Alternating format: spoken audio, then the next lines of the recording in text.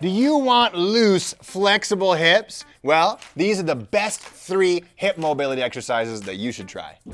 Okay, for the first move, we're gonna do a simple move called the straddle side bends. And it's great for opening up the hips and stretching the outside of the hips at the same time. Start out by doing it on a chair. That's a little bit easier for most people. Take a nice wide stance like this, and then all you're gonna do is keep your hand on the chair, reach over and come as far to the side as you can until you feel a stretch on this inner thigh, and sometimes on the outside of this thigh, and come back and forth just like this. Now, if this is too easy for you, then all we gotta do is this. Slide down to the ground, find a nice straddle position. Doesn't matter if you're super wide or super narrow, and then do the same thing. This way I like to do is I lean on my thigh right here, so I put my elbow here, and that helps me open the chest as I bring my arm over, and I come into a nice side bend. So elbow into the thigh, lean over as much as I possibly can in the side bend. And the goal is, how far can we go? Can we reach over and touch that toe? Might not be right now, but it's a great goal to shoot for as you're trying to loosen up your hips with this simple mobility exercise for your hips.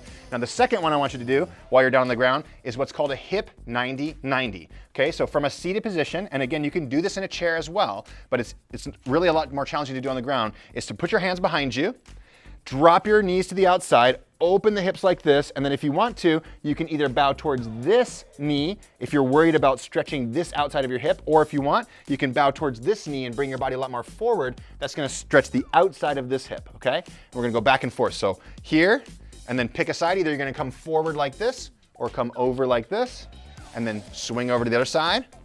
And you can pick one, or you can do both. Come forward, swing over back and forth like this. Now, a great goal to shoot for is, if you're doing these with your arms behind you like this, can you eventually work up to bringing your arms out in front of you and being able to go from side to side without your hands for support, showing you're building a lot more rotational hip flexibility. That's the second hip mobility move, the hip 90-90. Now, the final one of my favorites for the hamstrings and the hip flexors at the same time. Find a nice soft cushion. If you need to, couch cushion, pillows, whatever is necessary.